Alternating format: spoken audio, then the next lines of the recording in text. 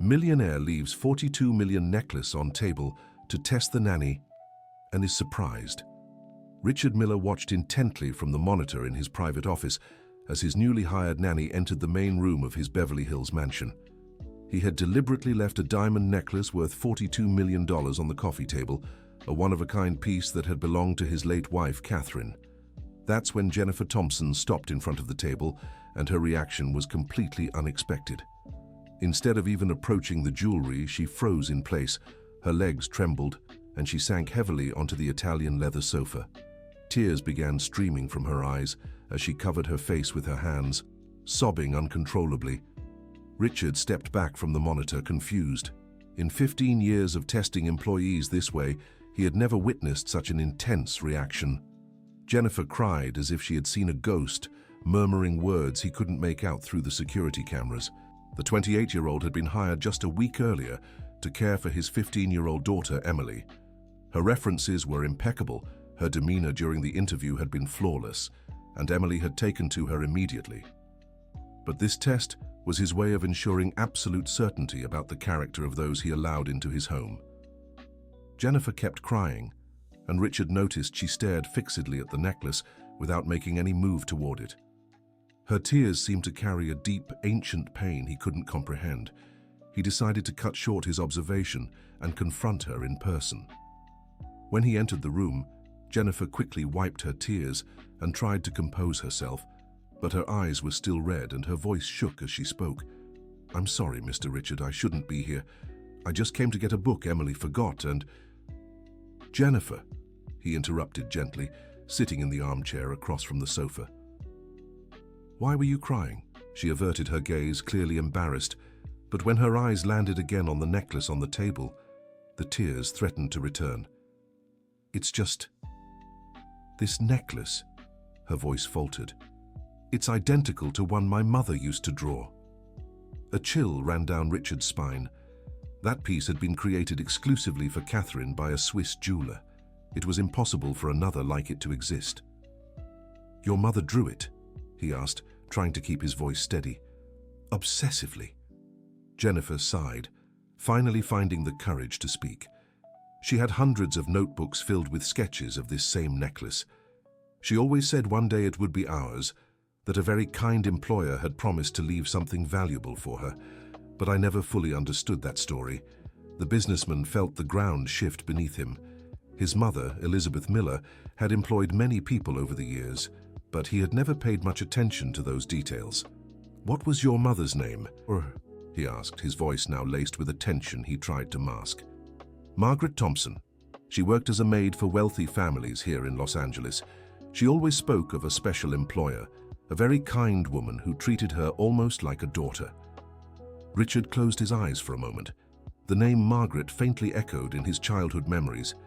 He recalled his mother mentioning a devoted maid, someone who had been very important in their lives. "Where is your mother now?" he asked gently. Jennifer's face twisted in pain. "She passed 3 years ago. She never got over not finding that family again. She spent her last years searching but never succeeded." Dear listener, if you're enjoying the story, don't forget to like and especially subscribe to the channel. It helps us a lot since we're just starting out. Now continuing. At that moment, Emily came running down the stairs, interrupting the tense conversation between her father and the nanny. "Dad, what's going on?" "Why was Jen crying?" asked the teenager, her curious eyes darting between the two adults. "It's complicated, Em," Richard sighed. "Jennifer just told me something very interesting about her family." Emily sat beside Jennifer on the couch, taking her hand in a caring gesture. The bond between them had been instant from day one, and the young girl already saw the nanny as an older sister. "Can you tell me too?" Emily asked. "Maybe I can help." Jennifer looked at Richard, who nodded encouragingly. She then repeated the story about her mother and the obsessive drawings of the necklace, while Emily listened with growing focus. "Dad," Emily said when Jennifer finished speaking, "don't you think we should look into this? What if Grandma Elizabeth really knew Jen's mom?" Richard knew his daughter was right, but part of him resisted the idea. If there was any truth to the story, it could completely shake his understanding of his family and the origin of their fortune. "I have some of Grandma's things stored in the attic," Emily said, standing up excitedly. "Old letters, diaries, photographs. We've never touched them since she passed." I don't think that's appropriate." Richard tried to dissuade her, but the determination in his daughter's eyes was identical to what he'd seen in his mother's when she'd made up her mind. "Please, Dad, if there's a chance to uncover the truth about Jen's family, we can't just ignore it." Jennifer remained silent, watching the dynamic between father and daughter. Part of her wanted to discover the truth her mother had taken to the grave, but another part feared what they might find. "All right," Richard finally relented, "but we'll do this calmly and methodically." The three of them went up to the mansion's attic, a spacious area where Richard had stored all his mother's belongings after her passing 5 years earlier. Dusty boxes filled the space, each containing pieces of Elizabeth Miller's life. Emily opened the first box, revealing old black and white photographs. Jennifer moved closer, and upon seeing some of the images, her heart raced. There were pictures of a mansion she recognized from her mother's stories. "Is this the house where you lived when your dad was little?" she asked, pointing to one of the photos. "Yes, it was our home in Bel Air," Richard confirmed. "We sold it after Dad passed and bought this one in Beverly Hills." Jennifer studied the photographs carefully, and in one of them, in the background, she spotted a female figure that made her heart stop. It was her mother, younger, smiling beside an elegant woman who could only be Elizabeth Miller. "My God," she whispered, her hands trembling as she held the photo. "It's her. It's my mom." Richard and Emily leaned in to see the image. The resemblance between Jennifer and the woman in the photograph was undeniable. It was like looking at Jennifer from 30 years ago. "This means," Emily began, but Richard interrupted. "This means our investigation has only just begun," he said, his voice now filled with a determination that surprised even him. They continued searching through the boxes and found an old chest at the back of the attic. Inside, Richard discovered handwritten letters from his mother, some addressed simply to someone named M. "M for Margaret," Jennifer murmured, recognizing the delicate handwriting in the letters.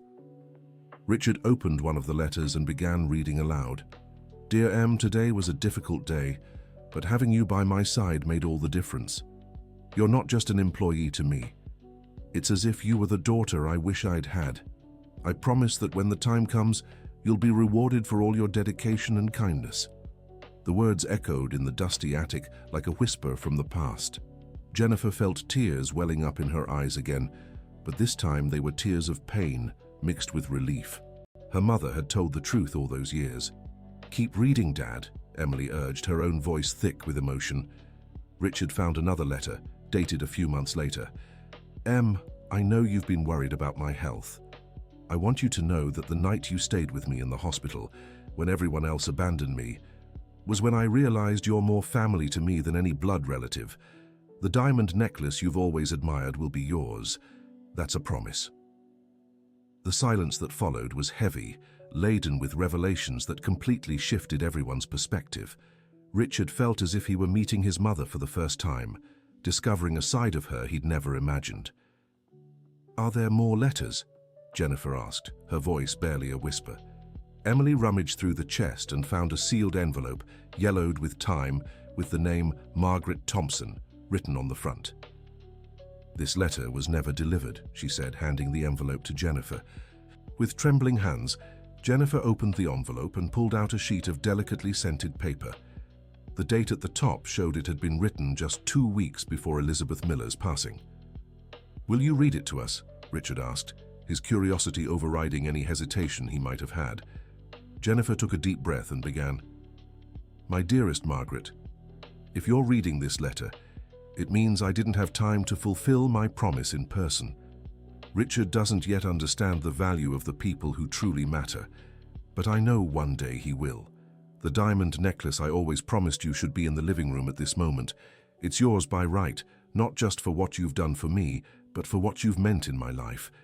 You were the daughter my heart chose, even if blood didn't bind us.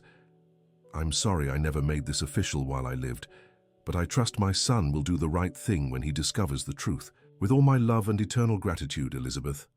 The impact of the words was devastating. Richard felt as if he'd been punched in the gut.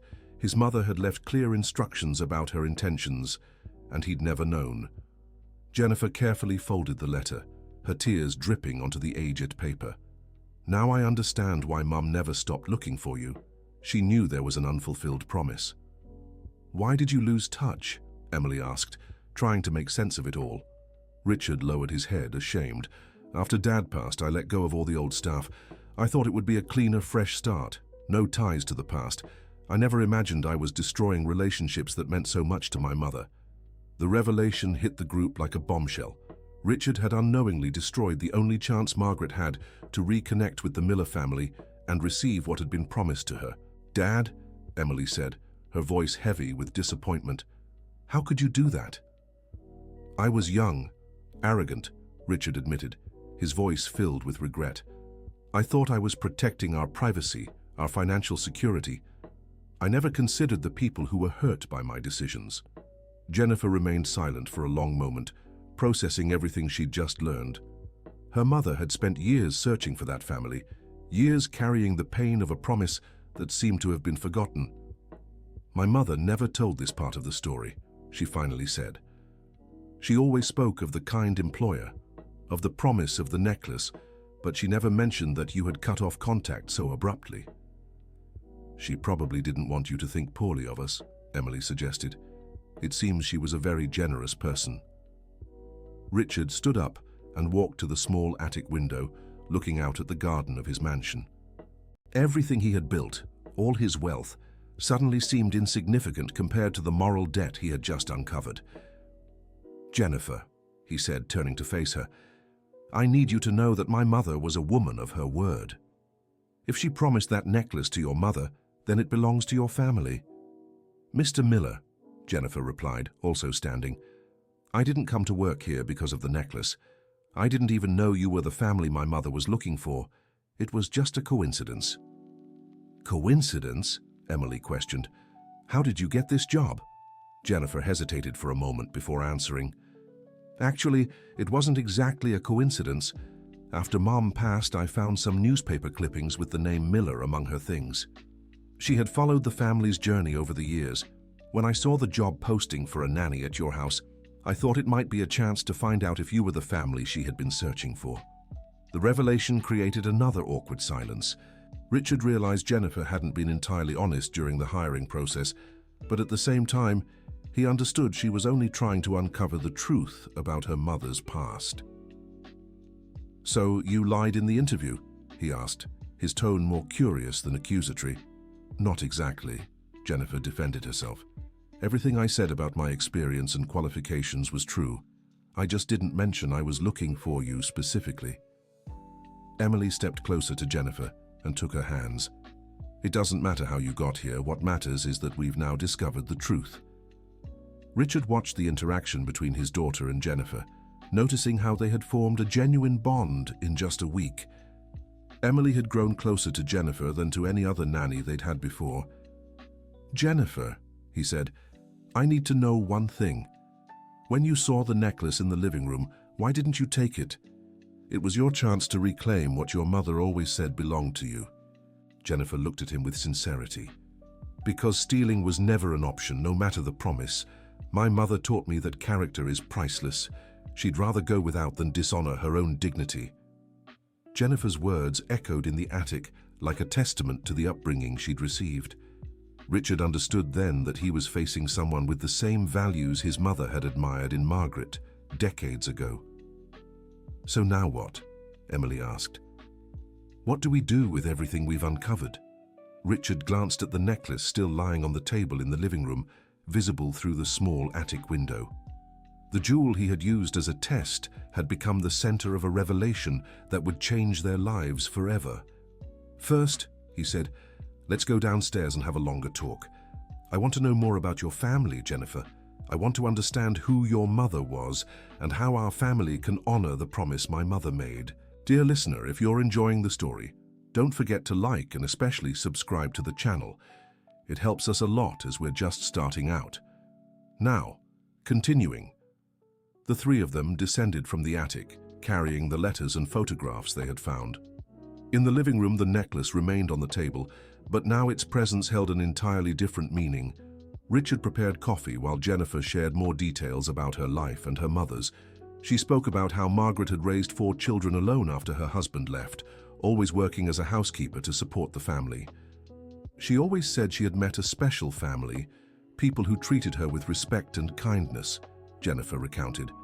When her employer fell ill, Mom practically lived at the hospital. She slept in uncomfortable chairs, held her hand during the worst moments, talked with her through sleepless nights. "Do you remember any other specific details?" Richard asked, each revelation adding more weight to his conscience. "I remember her talking about a mischievous boy who kept skipping his piano lessons."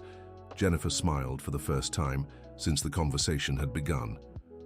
She said that boy would grow up to be an important man but needed to learn to value the right people. Richard laughed, recognizing himself in the description. "I hated those piano lessons. I always found an excuse to sneak out and play in the garden." "So it was you?" Jennifer smiled wider. "Mom always laughed when she told the story of how you tried to convince your mother you had a stomachache to avoid playing." Emily burst into laughter, imagining her father as a rebellious child. "Dad, you never told me you skipped piano lessons." "They were memories I had forgotten," Richard admitted. "Hearing them through your mother's eyes is bringing it all back." Jennifer continued sharing memories her mother had preserved, painting a detailed picture of life in the Miller household during Richard's childhood. It was clear Margaret had been much more than an employee. She had been a constant, loving presence in their lives. "And after you moved away," Richard asked, "what happened to your mother?" Jennifer's expression darkened. "She kept working for other families, but it was never the same. She always compared her new employers to you, always talked about how different it had been working here. In her final years, she spent almost all her savings trying to hire private detectives to find the Miller family." The revelation struck Richard like a knife to the heart. While he had built his fortune and expanded his business, Margaret had spent her meager savings searching for them. "Did she ever come close to finding you?" Emily asked, her curiosity mixed with sadness. "Once, about 5 years ago, she found out where you lived. She came here but lost her nerve at the door. She said she didn't know if she'd be welcome after so long, if you'd even remember her." Richard closed his eyes, trying to process the information. 5 years ago, his mother had still been alive.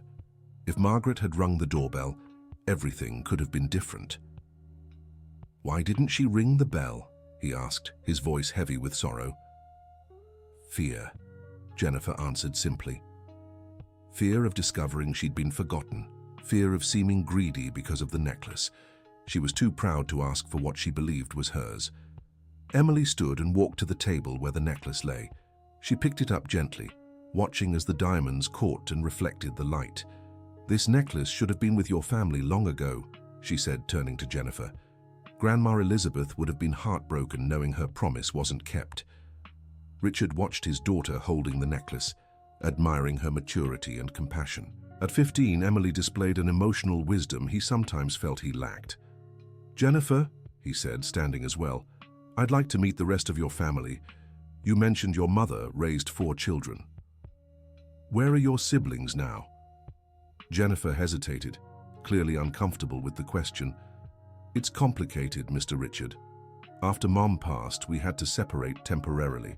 My younger siblings, Noah and Olivia, are living with an aunt in the countryside. Michael, my older brother, is working at 2 bakeries to save money and bring everyone back to Los Angeles." "And you're alone here?" Emily asked, concerned. "For now, yes. I share a small apartment with 2 other girls.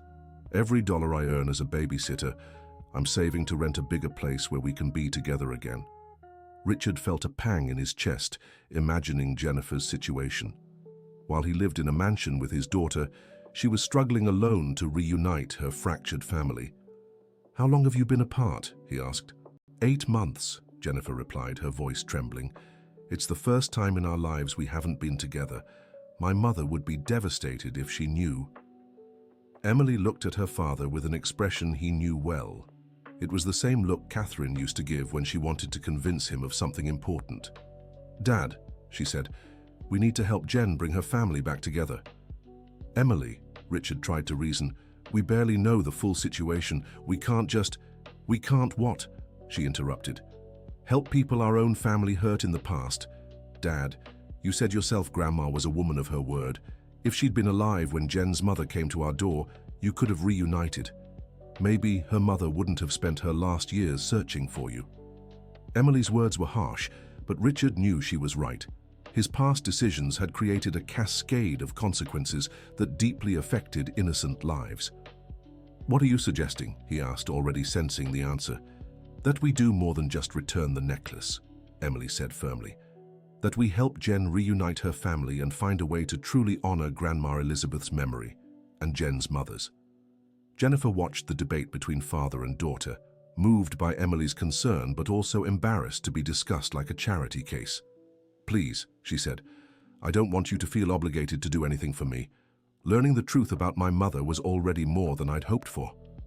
Richard studied her for a long moment. There was something in Jennifer's dignity, in how she bore her hardships without self-pity, that reminded him of the stories his mother used to tell about special people she'd met in her life. "Jennifer," he finally said, "you mentioned your older brother works at 2 bakeries. What's he like?" "Michael is incredible." Jennifer's face brightened as she spoke of him. "He's 22 and sacrificed his own dreams to take care of all of us after Mom passed. He should be in college now, but he dropped everything to work. And the younger ones. Noah is 8 and Olivia is 12. They're just normal kids, you know? Noah loves soccer and Olivia dreams of being a teacher, like Mom always wanted to be before she had to work as a maid." Richard absorbed the information, mentally forming a picture of the Thompson family, 4 orphans fighting to stay together, exactly the kind of story his mother would have been moved by. "What if I offered Michael a job?"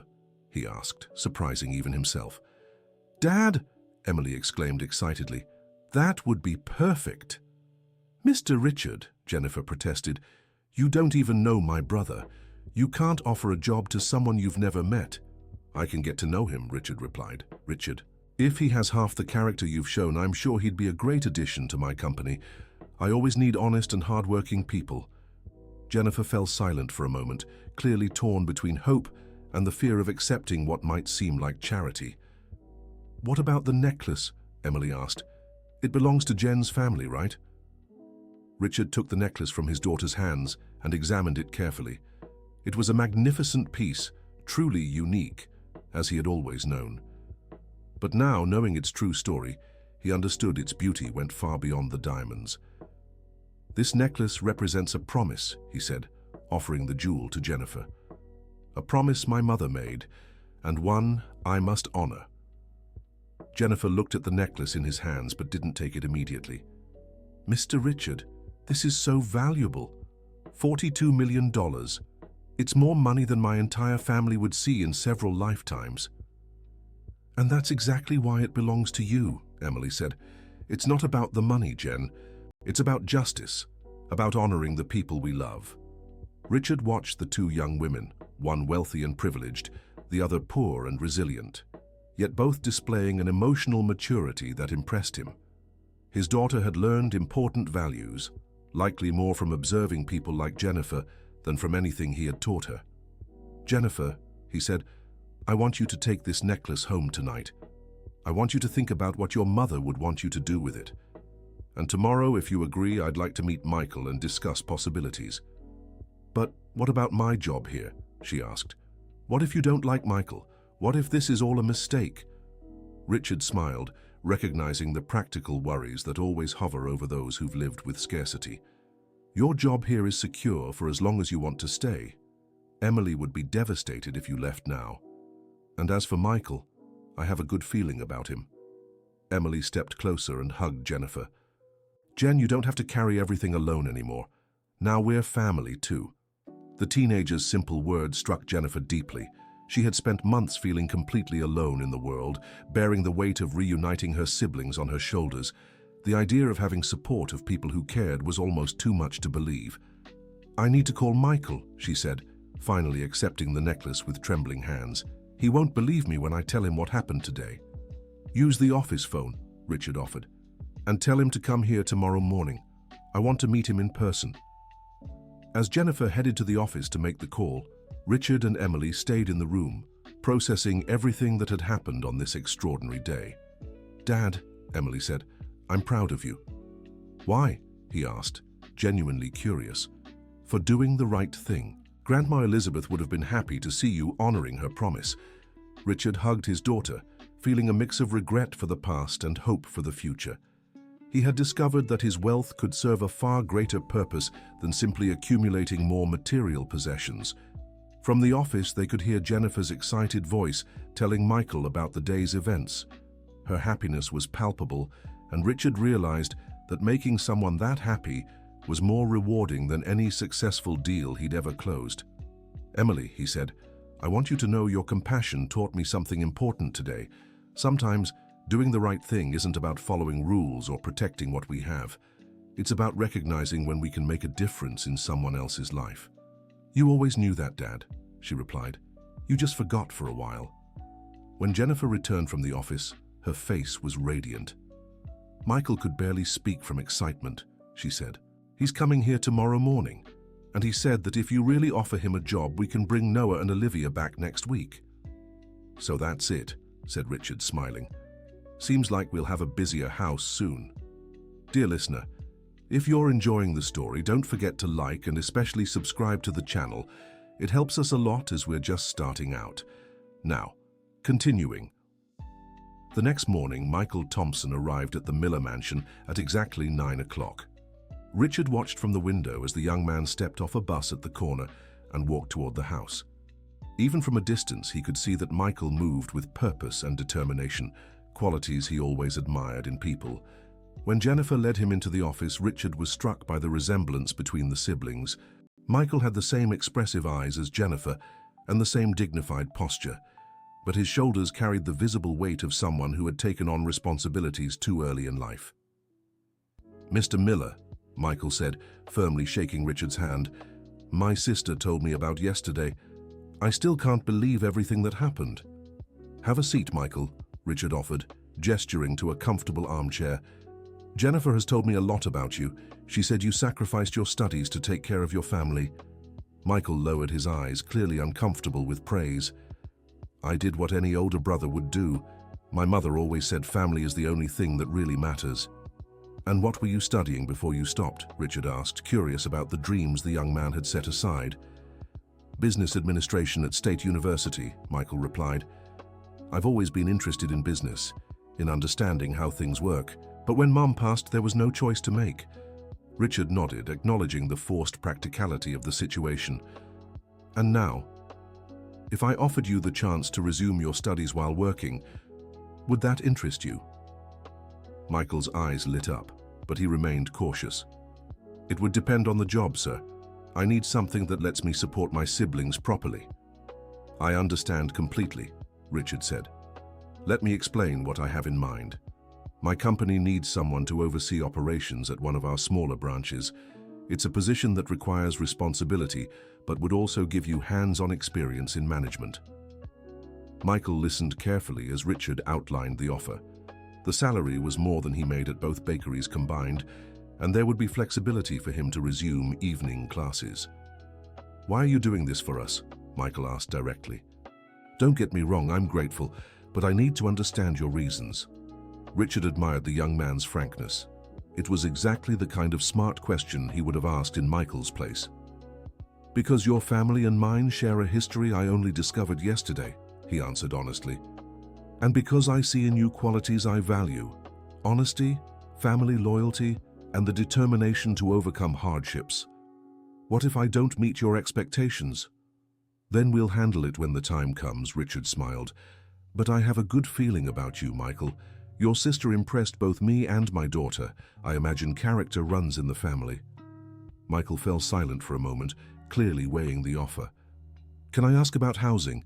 The place we're staying now wouldn't be suitable for bringing Noah and Olivia back." "I've already thought of that," Richard said. "There's a caretaker's house at the back of the property that's been empty for 2 years. It has 3 bedrooms, a spacious kitchen and a small living room. You could stay there while you get settled." The generosity of the offer left Michael visibly moved. He tried to maintain his composure, but Richard could see the tears forming in his eyes. "Mr. Miller," said Michael, his voice choked, I don't know how to thank you. For months, I've felt like I was carrying the world on my shoulders. To think I can bring my siblings home. You don't need to thank me, Richard gently interrupted. You just need to be the honest man you've already shown yourself to be. At that moment, Emily entered the office, accompanied by Jennifer, both eager to hear the outcome of the conversation. "Well?" asked Emily, unable to contain her curiosity. Michael stood up and hugged his sister. "We'll pick up Noah and Olivia at the end of the week," he said, his voice a mix of joy and relief. Jennifer began to cry, but this time they were tears of pure happiness. Emily stepped closer, and the three embraced, a moment of celebration that Richard watched with deep satisfaction. "Now we need to plan the practical details," he said. "Michael, you can start work on Monday. That'll give you time to say goodbye to the bakeries and prepare for the changes. And we can help get the guest house ready," Emily suggested excitedly. "I'll ask Martha to help with cleaning and see what needs fixing." Richard smiled at his daughter's involvement.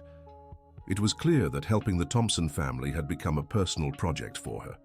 For the rest of the morning, they visited the guest house, a charming little building that had once been the caretaker's home. With some minor repairs and a good cleaning, it would be perfect for the 4 Thompson siblings. "Michael," Richard said as they walked through the small living room, "I want you to know this isn't charity. I expect serious work and dedication from you. If you do well, there will be opportunities to grow in the company." "I understand, sir," Michael replied, "and you can count on me. I won't waste this opportunity." "What about the necklace?" Emily asked. "Have you decided what to do with it?" Jennifer and Michael exchanged glances. It was clear they had discussed it the night before. "We talked about it," Jennifer said. "It's a sum of money that could change our lives forever, but we also know our mother always valued education and honest work more than easy wealth. We want to keep the necklace for now," Michael continued. "Jennifer will sell it eventually, but only to pay for the kids' education and maybe buy a home in the future. We don't want to use that money to live in luxury, just to build a solid future." Richard nodded, impressed by their maturity. It was exactly the kind of sensible planning his mother would have approved of. "That's a wise decision," he said. "And you can always come to me if you need advice on investments or financial planning." Emily smiled, proud of the family's new friends. "Jen, does this mean you'll keep being my babysitter?" "If you want," Jennifer laughed, "and if your father agrees, though I suspect a 15-year-old doesn't need a babysitter anymore." "Yes, I do," Emily protested. "I need an older sister to help with girl problems and make that amazing chocolate cake." The lightness of the moment contrasted sharply with the tension of the day before. In less than 24 hours, 2 families had reconnected and found a way to heal old wounds. "Speaking of girl problems," Richard said, looking at his daughter, "I think I need to learn to cook better. With Michael and the kids living here, our house is going to get a lot busier." "I can teach you," Jennifer offered. "My mother taught me to cook for a big family. And I'm sure Noah and Olivia will love helping in the kitchen." "Noah likes to cook?" Emily asked, intrigued. "He loves mixing ingredients," Michael laughed. "I'm not sure if that counts as cooking, but he has fun. And Olivia is more organized, always wanting to follow recipes exactly as written." Richard listened to the stories about the children, beginning to form a mental picture of the new family dynamic that was about to take shape. His mansion, which had felt so quiet since Catherine left, would soon be full of life again. "When can we go pick up the kids?" Jennifer asked. "How about Saturday?" Michael suggested. "That way I can wrap up at work on Friday, and we'll have the weekend to help them adjust before I start my new job." "Perfect," Richard agreed. "And if you'd like, Emily and I can come along. I'd love to meet Noah and Olivia in person." The idea of traveling as a family, even if it was a newly formed, unconventional one, brought smiles to everyone's faces. It was as if pieces of a complex puzzle were finally falling into place. "Dad," Emily said, "can I invite them over for dinner tonight? I want to show Michael and Jen the game room and the library." "Of course," Richard replied. "In fact, why don't we make it a tradition? Family dinners on weekends." The suggestion was met with enthusiasm, and Richard realized he was genuinely excited at the prospect. He had lost the habit of celebrating small moments since Catherine had left. but the presence of the Thompson family was bringing renewed energy into his life. As they planned the details of the coming days, Richard reflected on how a simple character test had turned into the most important discovery he'd made in years. His attempt to assess an employee's honesty had revealed a deep connection between two families and a chance to right past wrongs. "Michael," he said as they prepared to leave, "there's something I want you to understand. I'm not doing this to ease my guilt over past mistakes.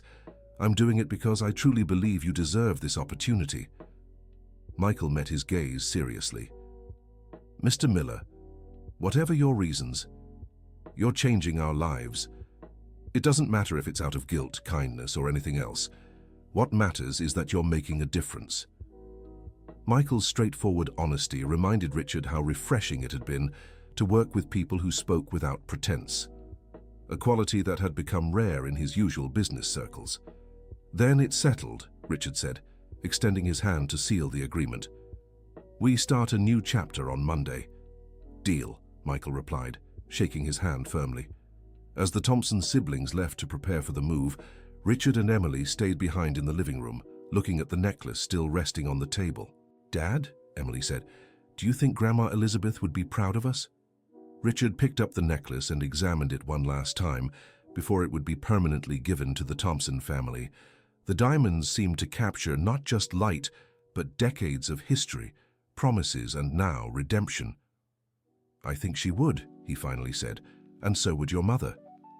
Catherine always said a person's true wealth is measured by the positive difference they make in others' lives. Emily hugged her father, and he realized that this day marked not just the beginning of a new chapter for the Thompson family, but for himself as well. He had rediscovered the purpose behind his wealth, and more importantly, had found a new family to love and protect. That evening during dinner, the Miller family table was livelier than it had been in years. Michael and Jennifer shared stories about Noah and Olivia, painting vivid portraits of resilient children who had held on to hope even through months of separation. "Olivia said she wants to see your library," Jennifer told him. "She loves to read, but at her aunt's house there aren't many books.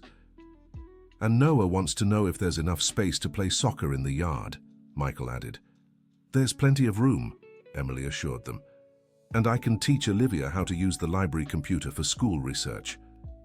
Richard observed the interactions around the table, feeling a warmth in his chest he hadn't experienced in a long time.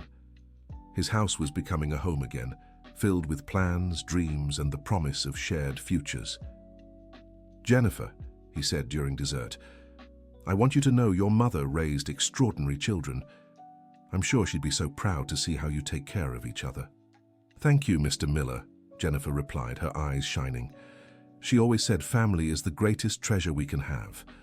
Now I finally understand that family isn't just about blood, but about the people we choose to love and protect." The words echoed through the dining room like a universal truth everyone there understood deeply. Richard raised his wineglass in a spontaneous toast. "To the Thompson family for reminding us what truly matters," he said. "To the Miller family for opening your hearts and your home," Michael responded. "To Grandma Elizabeth and Mrs. Margaret for guiding us to this moment," Emily added. "And to new beginnings," Jennifer finished. The glasses met at the center of the table, sealing not just a moment but a promise of a shared future. Outside, Los Angeles continued its nightly bustle, but inside the Miller mansion, two families had found peace, justice, and hope for better days ahead. As they prepared for bed that night, Richard reflected on how a simple test had turned into the greatest lesson of his life. He had planned to evaluate an employee's character, but ended up discovering far more about his own and the kind of man he wanted to be. The $42 million necklace still sat on the table, but now Richard knew its true value had never been financial. It represented love, promises kept, and the human capacity to do the right thing even when no one is watching. Tomorrow would be a new day, and Richard Miller would wake up knowing he had finally honored his mother's memory in the only way that truly mattered, by making a difference in the lives of people who deserved a second chance. In the guest house, which would soon be home to the Thompson siblings, the lights stayed on late as Michael and Jennifer planned for Noah and Olivia's arrival. It was the end of a difficult chapter in their lives, but more importantly, It was the beginning of a much brighter story, built on the solid foundations of honesty, family, and renewed hope. The end of the story. Now tell us what you thought of this story.